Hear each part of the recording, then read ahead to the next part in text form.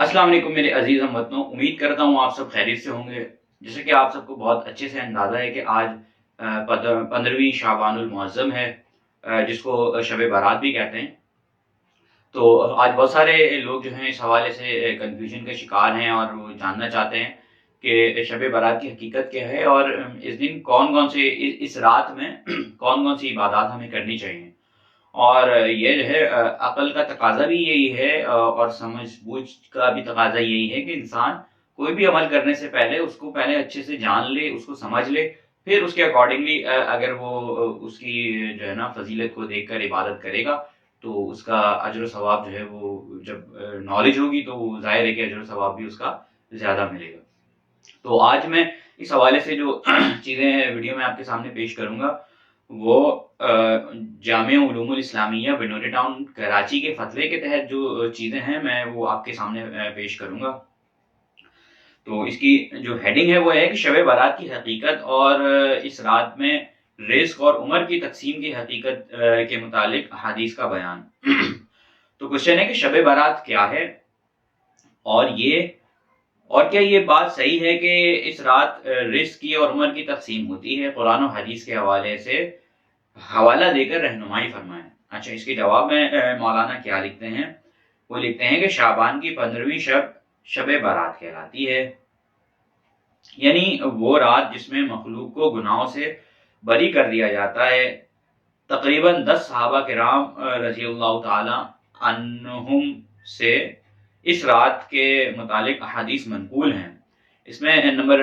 1 جو ہے وہ حضرت عائشہ صدیقہ رضی اللہ تعالیٰ عنہ فرماتی ہیں کہ شعبان کی 15ویں شب میں نے نبی کریم صلی اللہ علیہ وسلم کو اپنی آرام گاہ پر موجود نہ پایا تو تلاش میں نکلی، دیکھا کہ آپ صلی اللہ علیہ وسلم جنت البقیع یعنی قبرستان میں ہیں، جنت البقیع یعنی قبرستان میں ہیں۔ پھر مجھ سے فرمایا کہ آج شعبان کی 15ویں رات ہے، اس رات میں اللہ تعالیٰ آسمان دنیا پر نزول فرماتا ہے اور قبیلہ بنی کلب کی بکریوں کے بالوں کی تعداد سے بھی زیادہ گنہگاروں کی بخشش فرماتا ہے۔ اچھا، دوسری حدیث میں کیا ہے؟ دوسری حدیث میں ہے کہ اس رات میں اس سال پیدا ہونے والے ہر بچے کا نام لکھ دیا جاتا ہے، اس رات میں اس سال مرنے والے ہر آدمی کا نام لکھ لیا جاتا ہے، اس رات میں تمہارے اعمال اٹھائے جاتے ہیں اور تمہارا رزق اتارا جاتا ہے۔ اچھا، تیسری حدیث میں کیا ہے؟ ایک حدیث میں روایت ہے کہ اس رات تمام مخلوق کی مغفرت کر دی جاتی ہے سوائے 7 اشخاص کے، وہ یہ ہیں۔ نمبر پہلا ہے مشرک، نمبر 2 ہے والدین کا نافرمان، نمبر 3 ہے کینہ پرور، نمبر 4 ہے شرابی، نمبر 5 ہے قاتل، نمبر 6 ہے شلوار کو ٹخنوں سے نیچے لٹکانے والا، اور نمبر 7 ہے چغل خور۔ اچھا، یہ جو نمبر 6 نشانی بتائی ہے حدیث کے اندر، شلوار کو ٹخنوں سے نیچے لٹکانے والا، تو یہ ایک اور میں ویڈیو دیکھ رہا تھا مولانا طارق جمیل صاحب کی، تو انہوں نے اس میں ایک کلیئر کیا تھا کہ اس سے مراد جو ہے وہ تکبر کرنے والے لوگ ہیں، کہ جو ہے نا جو تکبر کرتا ہے وہ جو ہے نا وہ شلوار ٹخنوں سے نیچے رکھنے سے مراد تکبر کرنے والے لوگ ہیں۔ اچھا، چوتھی حدیث کیا ہے؟ چوتھی حدیث ہے کہ حضرت علی رضی اللہ تعالیٰ عنہ سے ایک روایت منقول ہے کہ اس رات میں عبادت کیا کرو اور دن میں روزہ رکھا کرو، اس رات سورج غروب ہوتے ہی اللہ تعالیٰ اپنے بندوں کی طرف متوجہ ہوتے ہیں اور اعلان ہوتا ہے، کون ہے جو گناہوں کی بخشش کروائے، کون ہے جو رزق میں وسعت طلب کرے، کون مصیبت زدہ ہے جو مصیبت سے چھٹکارا حاصل کرنا چاہتا ہو۔ ان احادیث کریمہ اور صحابہ کرام رضی اللہ تعالیٰ عنہم اور بزرگان دین رحمۃ اللہ علیہ کے عمل سے ان راتوں میں 3 کام کرنا ثابت ہے۔ اچھا، نمبر پہلا کیا ہے؟ قبرستان جا کر مردوں کے لیے ایصال ثواب اور مغفرت کی دعا کی جائے، لیکن یاد رہے کہ نبی کریم صلی اللہ علیہ وآلہ وسلم سے ساری حیات مبارکہ میں صرف ایک مرتبہ شب بارات میں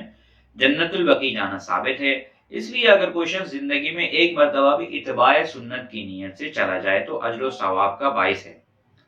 لیکن پھول پتیاں، چادر چڑھاوے اور چراغاں کا اہتمام کرنا اور ہر سال جانے کو لازم سمجھنا، اس کو شب بارات کے ارکان میں داخل کرنا ٹھیک نہیں ہے۔ جو چیز نبی کریم صلی اللہ علیہ وآلہ وسلم سے جس درجے میں ثابت ہے اس کو اسی درجے میں رکھنا چاہیے، اسی کا نام اتباع اور دین ہے۔ بالکل بے شک بڑی جو ہے نا زبردست بات کی ہے اس وقت مولانا نے اس میں۔ نمبر 2 کیا ہے؟ اس رات میں نوافل، تلاوت، ذکر و اذکار کا اہتمام کرنا۔ اس بارے میں یہ واضح رہے کہ نفل ایک ایسی عبادت ہے جس میں تنہائی مطلوب ہے۔ یہ بہت غور سے سنیے گا کہ آج کل ہمارے ہاں یہ رواج ہے کہ ہم لوگ جو ہے نا مسجد میں جا کے یہ عبادات کرتے ہیں۔ تو اس بارے میں مولانا کیا لکھتے ہیں کہ یہ واضح رہے کہ نفل ایک ایسی عبادت ہے جس میں تنہائی مطلوب ہے، یہ خلوت کی عبادت ہے، اس کے ذریعے انسان اللہ کا قرب حاصل کرتا ہے، لہذا نوافل وغیرہ تنہائی میں اپنے گھر میں ادا کر کے اس موقع کو غنیمت جانیں۔ نوافل کی جماعت مخصوص طریقہ اپنانا درست نہیں ہے۔ یہ فضیلت والی راتیں شور و شغب اور میلے اجتماع منعقد کرنے کی راتیں نہیں ہیں، بلکہ گوشہ تنہائی میں بیٹھ کر اللہ سے تعلقات استوار کرنے کے قیمتی لمحات ہیں، ان کو ضائع ہونے سے بچائیے۔ پھر نمبر 3 پہ مولانا کیا لکھتے ہیں کہ دن میں روزہ رکھنا بھی مستحب ہے، کہ دن میں روزہ رکھنا بھی مستحب ہے۔ ایک تو اس بارے میں حضرت علی رضی اللہ تعالیٰ عنہ کی روایت ہے، دوسرا یہ کہ نبی کریم صلی اللہ علیہ وسلم کا ہر ایام بیض یعنی کہ 13، 14 اور 15 کے روزوں کا اہتمام فرماتے تھے، لہٰذا اس نیت سے روزہ رکھا جائے تو جو ہے وہ اجر و ثواب ہوگا اس سے۔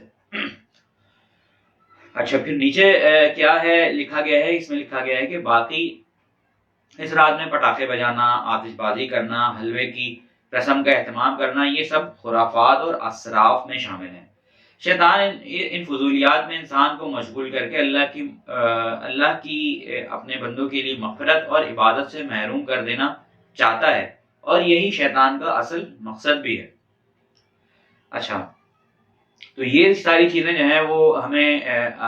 قرآن و حدیث کی روشنی سے پتہ چل گئی کہ بھئی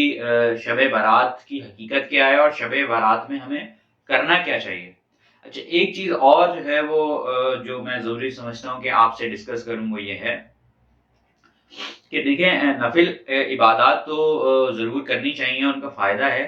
لیکن ہم جیسے گنہگار لوگ جن کی فرض نمازیں بھی چھوٹ جاتی ہیں، اور آپ کو پتہ ہے فرض نمازیں تو کسی صورت بھی معاف نہیں ہوتی، تو کیا ہی اچھا ہے کہ ہم جو ہے وہ نوافل کے بجائے اگر جو ہماری قضائے عمری ہیں فرض نمازوں کی، ان راتوں کے اندر اگر ان کا اہتمام کریں تو جو ہمارے اوپر جو اس کا گناہ ہونا ہے تو وہ ہمارا جو ہے نا وہ ہماری فرض نمازوں کی قضا ہمارے اوپر سے ٹل جائے گی، تو ایک بہت اچھا موقع ہے اس حوالے سے بھی۔ تو امید ہے کہ آپ سب جو ہے نا اس قرآن و حدیث کی روشنی کے اندر شب برات کا اہتمام کریں گے، اور آپ خود بھی اس کا اہتمام کریں اور دوسروں سے بھی اس ویڈیو کو شیئر کریں تاکہ لوگ